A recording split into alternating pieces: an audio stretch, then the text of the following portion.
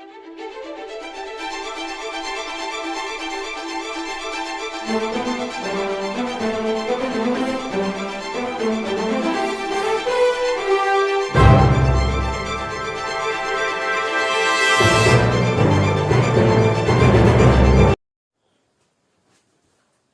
Student, तो आज हम लोग बात करते हैं कॉम्प्लेक्स कंपाउंड का नेक्स्ट वीडियो लेक्चर। और इस कॉम्प्लेक्स कंपाउंड में हम लोग पहले रिप्रेजेंटेशन ऑफ कॉम्प्लेक्स कंपाउंड देखेंगे और इसके बाद क्लासिफिकेशन ऑफ लिगेंड्स देखेंगे। जैसे मान लिया जाए कि यहाँ पर एक एग्जांपल लेते हैं या पहले लिखते हैं, यहाँ से देखिए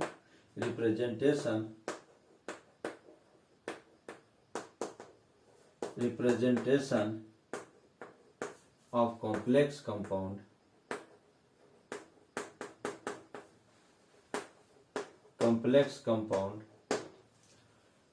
इसमें इसका रिप्रेजेंटेशन जैसे एग्जाम्पल के रूप में लेते हैं 4K4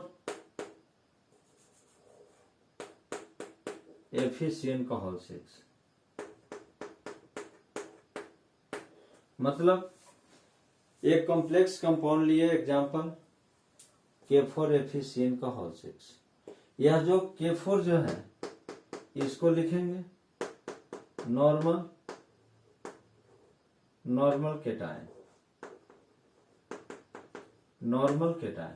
क्योंकि जब यहां से ब्रेक करेगा तो पोटासियम पर प्लस चार्ज आएगा।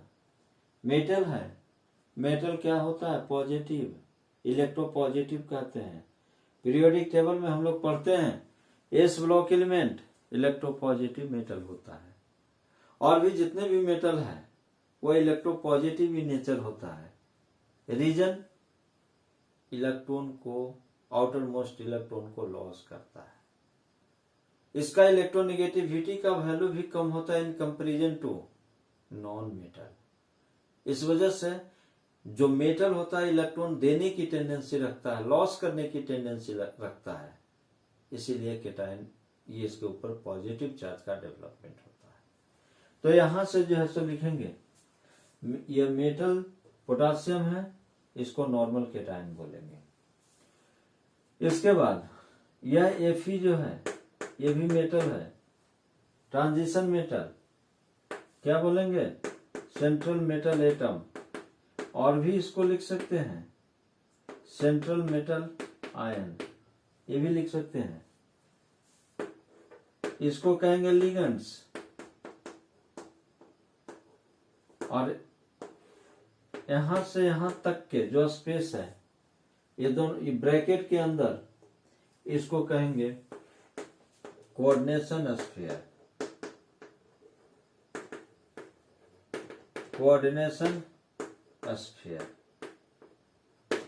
यह जो कोऑर्डिनेशन स्फीयर जो है मैंने पहले भी बताया था, जब हम लोग ये जो मतलब सॉल्ट को जब डिवाइड किए थे कि सॉल्ट दो तरह का होता है, एक सिंपल एक एडिशन। जो एडिशन सॉल्ट होता है वो डबल और कॉम्प्लेक्स सॉल्ट बनता है। डबल सॉल्ट जो कि एक्वस सॉल्यूशन में अनस्टेबल होता है लेकिन सॉलिड स्टेट में स्टेबल होता है। इसी तरह से कॉम्प्लेक्स सॉल्ट की जब बात करते हैं तो solid as well as aqueous solution में भी स्टेबल होता है। ये जो ब्रेक करेगा, ये जो कोऑर्डिनेशन स्फीयर जो देख रहे हैं ये ब्रैकेट के अंदर, इसके पहले जो भी टर्म है यहाँ पर वो ब्रेक करेगा।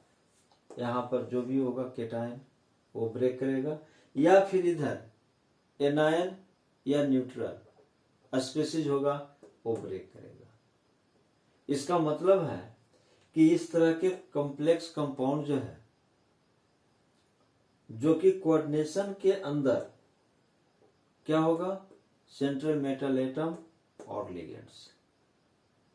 इतना को आपको ध्यान रखना है कि कोऑर्डिनेशन स्फीयर के अंदर में जो भी होगा वो ब्रेक नहीं करता है। ठीक है, ब्रेक कौन करेगा? सेंट्रल, ये जो कोऑर्डिनेशन स्फीयर के बाहर, चाहे वह ये साइड में हो चाहे वो इस साइड में हो, ये जो सो आयन के रूप में ब्रेक करेगा। ठीक है, तो ये जो कॉम्प्लेक्स कंपाउंड का यह रिप्रेजेंटेशन था। अब हम लोग बात करते हैं टाइप्स ऑफ लिगेंड या क्लासिफिकेशन ऑफ लिगेंड्स। चलिए देखते हैं क्लासिफिकेशन ऑफ लिगेंड्स। लिगेंड्स का क्लासिफिकेशन, इसको 2 पार्ट्स में डिवाइड करते हैं। First, on the basis of, या ऐसे लिखेंगे इसको,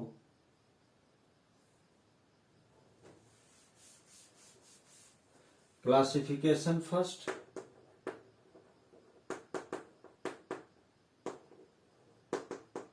क्लासिफिकेशन फर्स्ट और क्लासिफिकेशन सेकेंड।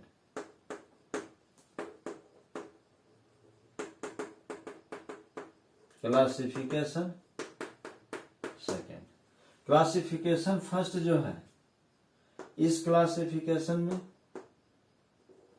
लिखेंगे ऑन द बेसिस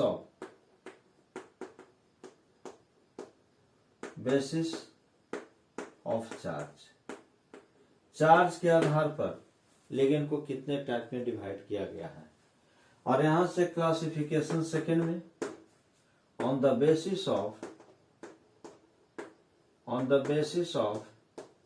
डेंटिसिटी। और इस डेंटिसिटी को और भी लिख सकते हैं डोनर एटम। अब डोनर एटम जो है, यानी डोनर एटम कह सकते हैं, डोनेशन साइट कह सकते हैं, उसके आधार पर कितने पार्ट में उसको डिवाइड करते हैं। On the basis of charge, इसमें हम लोग लिगेंड्स को 3 पार्ट्स में डिवाइड करेंगे। एनायनिक लिगेंड और कैटायनिक लिगेंड,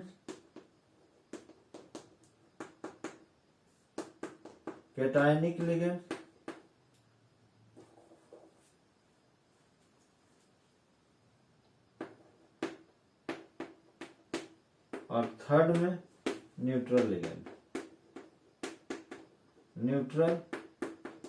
लिगेंड। मतलब यहां से कह सकते हैं कि जो एनायनिक लिगेंड जो होगा, इस एनायनिक लिगेंड में negative charge containing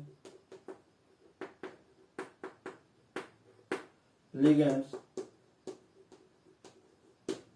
negative charge containing ligand, जिस लिगेंड पर निगेटिव चार्ज होगा उसको एनायनिक लिगेंड कहेंगे। और कैटायनिक लिगेंड में positive charge containing ligand. Neutral ligand में no any charge,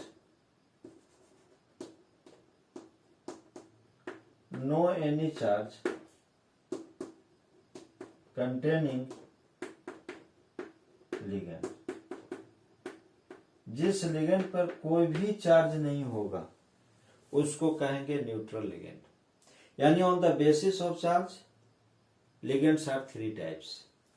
first anionic ligands, second cationic ligands and third neutral ligand. First anionic ligand which contains negative charge, cationic ligand which contains positive charge, neutral ligand no any charge containing ligands। ठीक है, यानी ऐसे situation में यह जो classification first में on the basis of charge के आधार पर हम लोग लिगेंड का क्लासिफिकेशन किए। और यह बहुत ही इंपॉर्टेंट है क्योंकि यह जो है आपको किसी भी कॉम्प्लेक्स कंपाउंड का ऑक्सीडेशन नंबर और उसका नोमेनक्लेचर करने में बहुत मदद करेगा।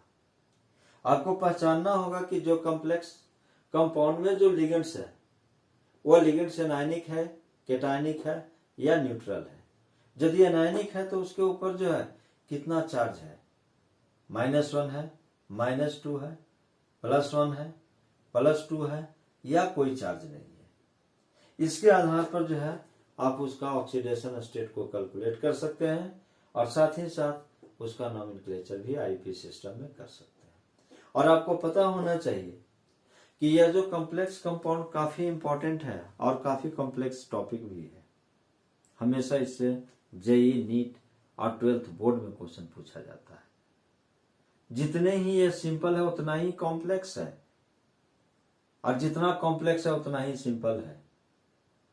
मतलब यदि आप इसके लिगेंड्स के ऊपर पकड़ बनाते हैं तो यह टॉपिक बहुत ही सिंपल है, लेकिन इसको पढ़ने के लिए पहले कुछ कॉन्सेप्ट होना चाहिए। आगे अब हम लोग देखते हैं क्लासिफिकेशन सेकेंड।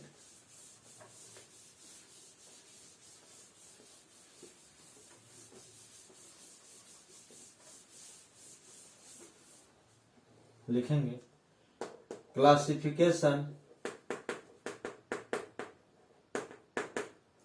सेकेंड। ये सेकेंड क्लासिफिकेशन में on the basis of denticity. यह डेंटिसिटी का मतलब डोनेशन साइट, कितना लिगेंड का डोनेशन साइट है, 1 है, 2 है, 3 है, 4 है, 5 है, 6 है। इसके आधार पर लिगेंड्स को हम लोग 6 पार्ट में डिवाइड करते हैं।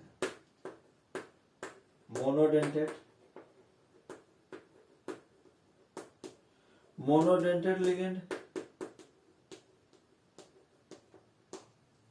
Second bidentate,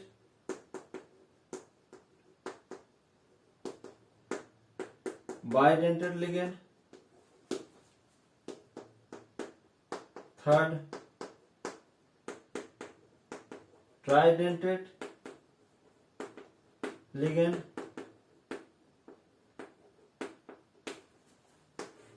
fourth tetradentate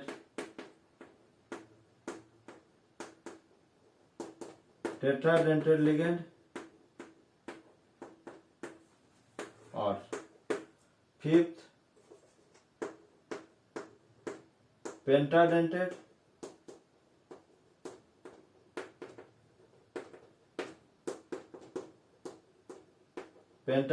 ligand, and 6